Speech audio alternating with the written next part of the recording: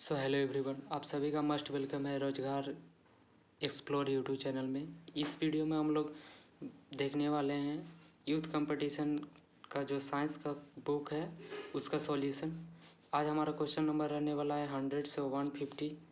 जैसा कि हम लोग पिछले 2 सीरीज में साइंस का सॉल्यूशन करवा रहे थे, उसी प्रकार से आज का सेशन 3 होने वाला है। तो चलिए वीडियो को शुरू करते हैं। आपको इस सीरीज को पूरा कंप्लीट करने के बाद रेलवे का कोई भी साइंस का क्वेश्चन छूटने वाला नहीं है। Total question previous year based है।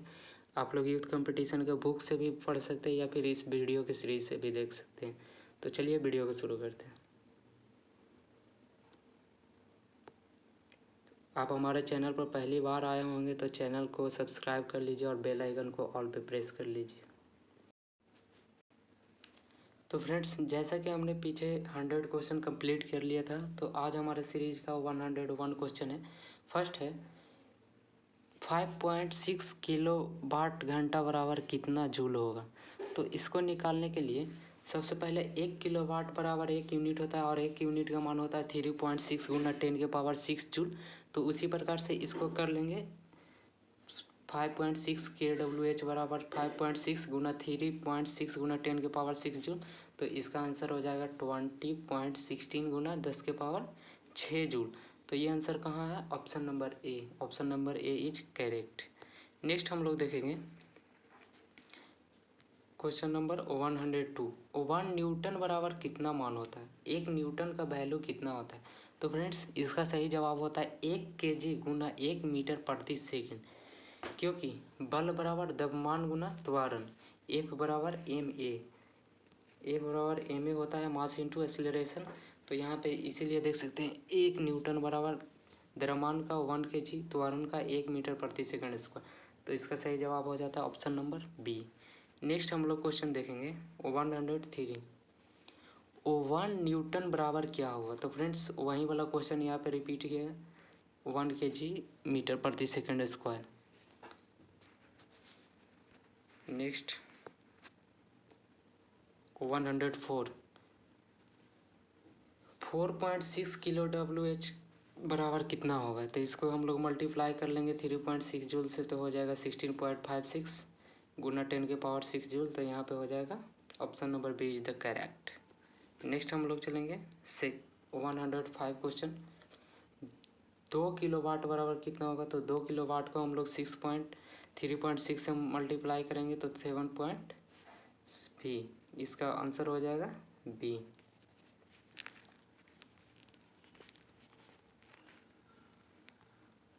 Next 106 number question. 4.2 kilo watt घंटा बराबर कितना जूल होगा? तो 3.6 को 4.2 से मल्टीप्लाई करेंगे तो यहाँ पे हो जाएगा 15.12 गुना 10 के power 6 joule. Option number B is the correct. Next हम लोग देखते हैं, वो सब जितने भी क्वेश्चन था न्यूमेरिकल था, अब हम लोग का क्वेश्चन आ गया है ऑब्जेक्टिव टाइप। तो चलिए देखते हैं 107। प्रकाश वर्ष द्वारा किसे मापा जाता है? तो फ्रेंड्स, प्रकाश वर्ष किसकी इकाई है? तो प्रकाश वर्ष दूरी की इकाई है। प्रकाश वर्ष किसकी इकाई है? तो दूरी की इकाई है। नेक्स्ट हम लोग देखेंगे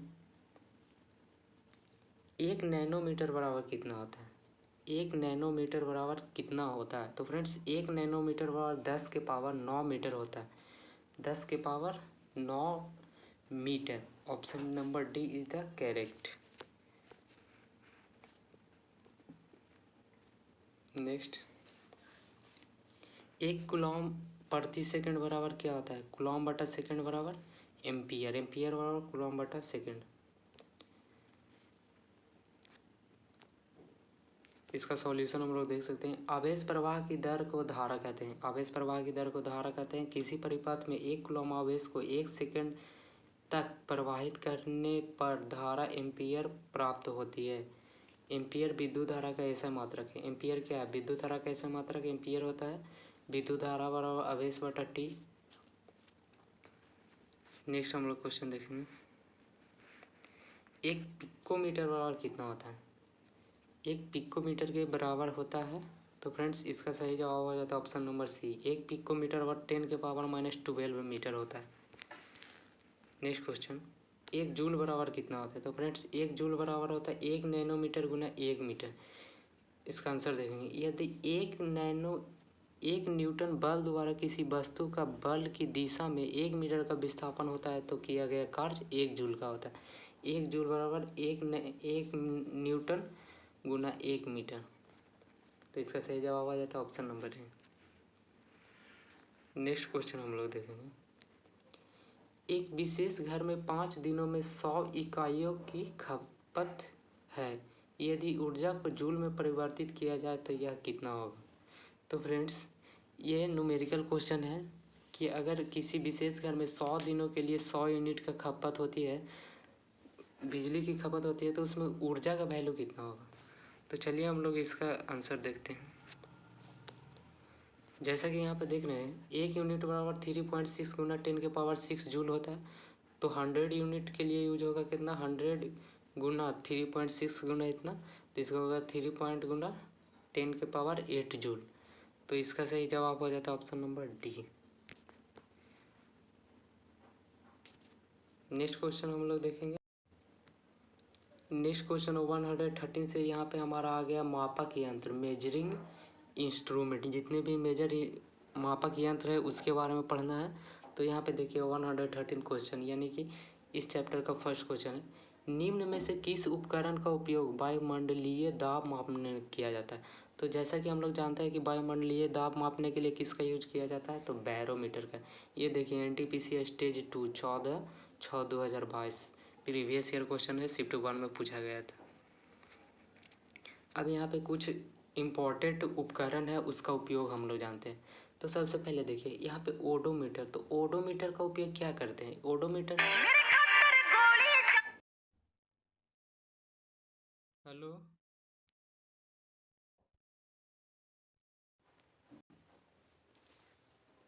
ओडोमीटर का हम लोग यूज करते हैं वाहन द्वारा चली गई दूरी मापने में। नेक्स्ट है थर्मामीटर। थर्मामीटर का यूज हम लोग करते हैं शरीर का तापमान मापने में।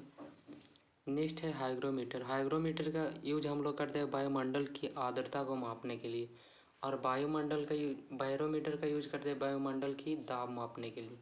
ओडोमीटर वाहन द्वारा चली गई दूरी को मापने के लिए। और एक होता है स्पीडोमीटर। स्पीडोमीटर का यूज करते हैं हम लोग स्पीड मापने के लिए। जो वाहन होते हैं उसका डायरेक्ट, जैसे कि अभी चल रहा है उसका स्पीड बताने के लिए स्पीडोमीटर एक लगा होता है। नेक्स्ट क्वेश्चन, नेक्स्ट क्वेश्चन है हाइग्रोमीटर से क्या मापा जाता है? तो फ्रेंड्स हाइग्रोमीटर से वायुमंडल की क्या मापा जाता है? आर्द्रता। Option number B is the correct. Next, अब यहाँ पे कुछ उपकरण है और उसका यहाँ पे उपयोग किया जाता है। तो इसका बताइए। सबसे पहले थर्मामीटर। थर्मामीटर का यूज किया जाता है वस्तु का ताप मापने के लिए या फिर बॉडी का टेम्परेचर मापने के लिए। फिर हाइड्रोमीटर। हाइड्रोमीटर का यूज करते हैं द्रवों का घनत्व मापने के लिए।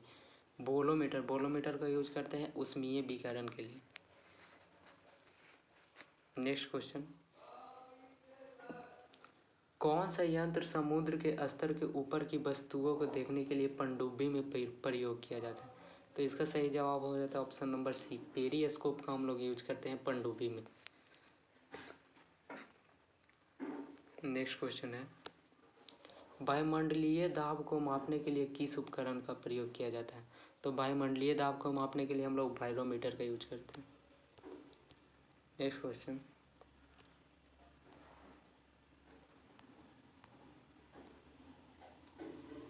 निम्नलिखित में से किस उपकरण का उपयोग वायुमंडलीय दाब को मापने में किया जाता है?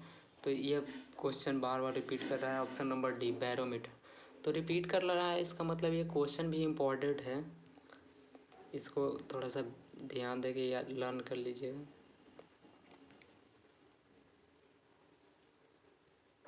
नेक्स्ट क्वेश्चन है सूर्य को देखने के लिए किस यंत्र का प्रयोग किया जाता है? तो फ्रेंड्स सूर्य को देखने के लिए हेलियोस्कोप का प्रयोग किया जाता है।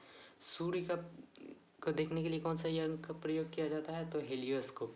अब इसको याद करने के लिए ट्रिक है कि सूर्य में हाइड्रोजन से हीलियम में परिवर्तित होता है, तो इसी प्रकार से हेलियोस्कोप हम लोग याद कर सकते हैं। नेक्स्ट क्वेश्चन, विभवांतर को मापने के लिए डैश उपकरण का प्रयोग किया जाता है। तो विभवांतर क्या होता है? दो विभवों के बीच के अंतर को विभवांतर कहते हैं और विभवांतर को मापने वाले यंत्र को क्या कहते हैं? Volt meter. और इसका SI मात्रक होता है वोल्ट। नेक्स्ट, विभवांतर को मापने के लिए ब्लैंक उपकरण का उपयोग किया जाता है। तो अभी हम लोग देखें volt meter. Next question, circuit में बिजली के प्रवाह का पता लगाने हेतु निम्नलिखित में से किस उपकरण का प्रयोग किया जाता है? तो इसका सही जवाब हो जाता है option number A, galvanometer. Galvanometer का हम लोग यूज करते हैं कि कोई भी, ये मान लीजिए सर्किट है, इसमें बिजली जा रही है कि नहीं, इसको पता करने के लिए हम लोग किसका यूज करते हैं? गैल्वेनोमीटर का। नेक्स्ट, एक सॉफ्ट की आवर्तन गति को निर्धारित करने के लिए ब्लैंक का उपयोग किया जाता है। एक सॉफ्ट की आवर्तन गति को प्रयोग करने के लिए हम लोग किसका यूज करते हैं? तो इसको होता है, answer is the correct B, tachometer. Next question, अब यहाँ पे देखिए कुछ क्वेश्चन है उसका उपकरण का उपयोग। स्पीडोमीटर गाड़ियों के मोटर की गति मापने वाले यंत्र। एनीमोमीटर पवन के वेग को मापने वाला यंत्र। क्रोनोमीटर जलयान में सही समय का पता लगाने के लिए क्रोनोमीटर का यूज करते हैं। 130 नंबर क्वेश्चन बोल रहा है, विभव मापी मूलतः एक है। विभव मापी क्या है? विभव मापी एक उपकरण है जो कि क्या मापता है? विभव, दो विभव के बीच के अंतर को विभवांतर कहते हैं। तो इसका सही जवाब हो जाता है ऑप्शन नंबर ए, यह एक मापन उपकरण है। नेक्स्ट क्वेश्चन 124, इनमें से किस उपकरण से विद्युत धारा मापा जाता है? तो विद्युत धारा मापने के लिए आमीटर का यूज करते हैं, option number B.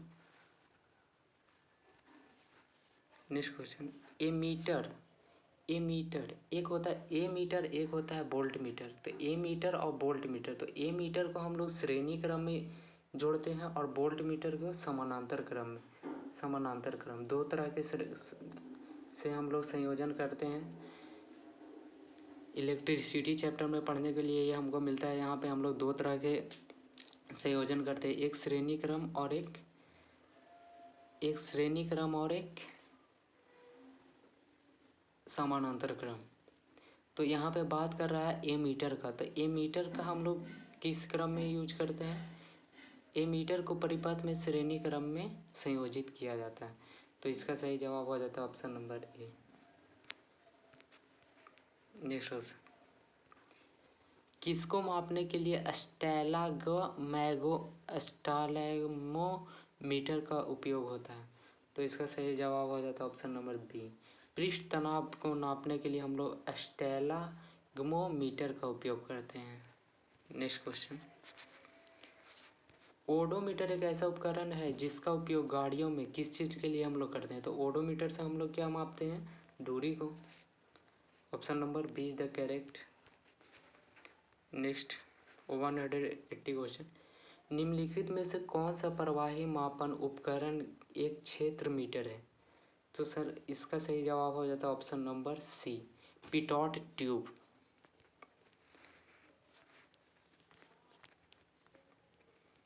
Next question 129, tachometer का मापन करता है। टैकोमीटर किसका मापन करता है? तो फ्रेंड्स टैकोमीटर गलित चक्र फ्लाई व्हील की घूर्णात्मक चाल करता है। तो इसका हो जाता है option number D. Question number 130, tachometer का प्रयोग क्या मापता है? तो टैकोमीटर क्या मापता है? घूर्णी गति, चक्कर प्रति minute. Option number A is the correct. Next, multimeter में होता है। तो फ्रेंड्स मल्टीमीटर में क्या होता है? तो मल्टीमीटर में वोल्ट मीटर, करंट मीटर और ओम मीटर होता है। Option number D.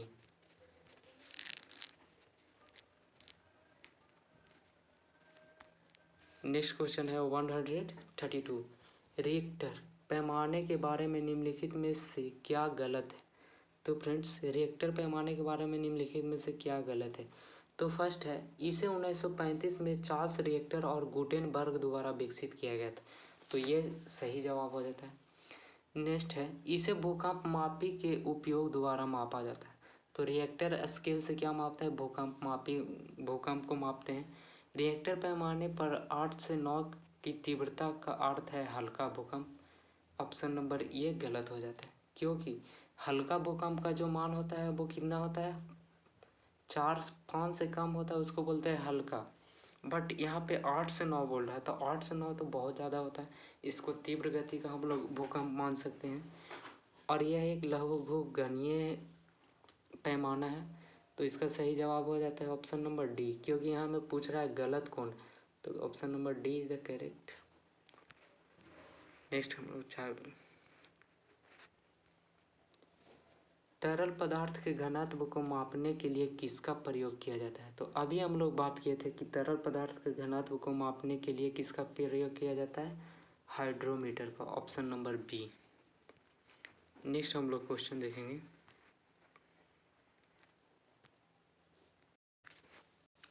वन 134 पानी के अंदर की वस्तुओं का पता लगाने के लिए किस यंत्र का उपयोग करते हैं? तो फ्रेंड्स, पानी के अंदर जो वस्तु होता है उसका पता लगाने के लिए हम लोग यूज करते हैं सोनार का, ऑप्शन नंबर सी। सोनार का फुल फॉर्म होता है साउंड नेविगेशन एंड रैगिंग।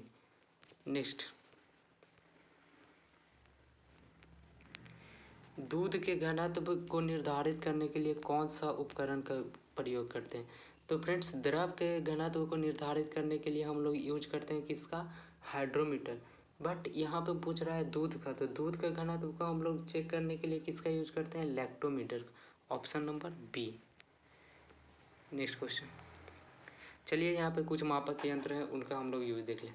तो हाइड्रोमीटर का यूज करते हैं द्रव्यों का अपेक्षित घनत्व के लिए, लैक्टोमीटर दूध की शुद्धता या घनत्व मापने के लिए, बैरोमीटर का वायुमंडलीय दाब के लिए, थर्मामीटर का उपयोग करते हैं ताप मापने के लिए। नेक्स्ट, ऑटोमोबाइल में यात्रा की दूरी को मापने के लिए निम्न में से किस उपकरण का उपयोग करते हैं? तो फ्रेंड्स, यात्रा की दूरी को मापने के लिए हम लोग किसका यूज करते हैं? यहाँ पे ऑप्शन नंबर ए है स्पीडोमीटर। स्पीडोमीटर का हम लोग यूज किस लिए करते हैं? वाहन की स्पीड पता करने के लिए। तुरंत जैसे अभी बाइक चल रहा है उसका स्पीड हमको जानना है तो कौन बतलाएगा? स्पीडोमीटर। और जो दूरी हमने कितना कवर किया उसका बताएगा कौन? ऑडोमीटर। तो इसका सही जवाब हो जाता है option number B. Option B number B is the correct. Next,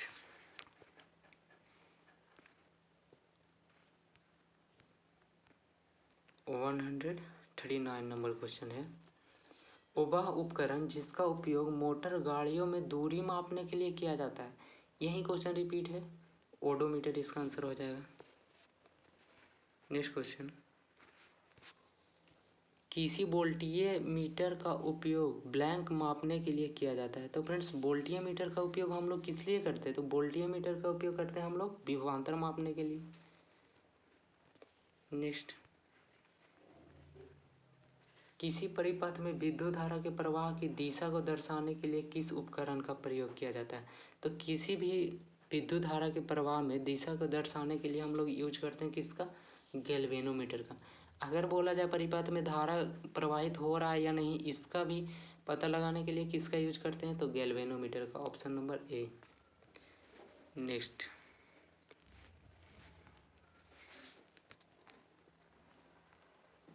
चलिए यहाँ पे भी देख लेते हैं थोड़ा सा। एक है इसमें नया आया है रियोस्टेट। रियोस्टेट का क्या काम है? तो प्रतिरोध को कम करने या बढ़ाने के लिए हम लोग किसका यूज करते हैं? रियोस्टेट। नेक्स्ट, गैल्वेनोमीटर का उपयोग क्या है? तो गैल्वेनोमीटर का क्या उपयोग है? धारा की दिशा पता लगाने के लिए, option number D is the correct. Next है, वाहन की गति जानने में मदद करता है। वाहन की गति को जानने में कौन मदद करता है? तो option number A speedometer. Voltmeter किसका? विभवांतर पता लगाने के लिए। लैक्टोमीटर दूध की शुद्धता के लिए हम लोग यूज करते हैं।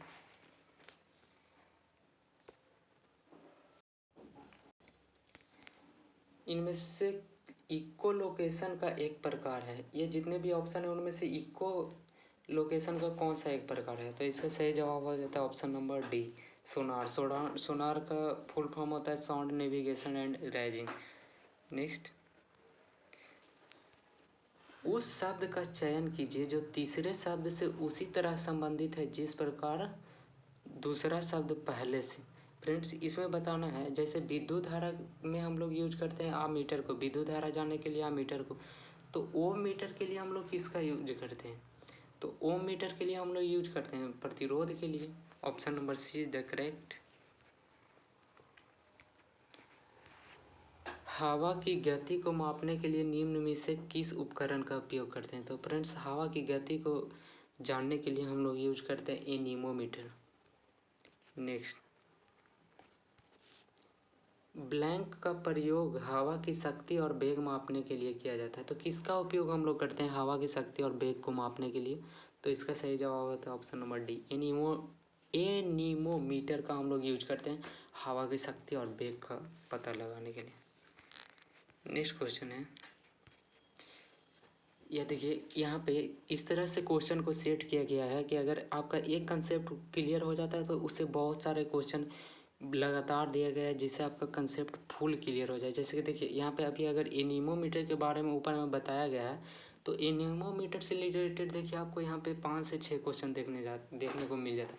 अभी तक हम लोग बहुत किया, फिर अभी देखिए 148 में भी है, एनीमोमीटर उपकरण का प्रयोग ब्लैंक को मापने में किया जाता है।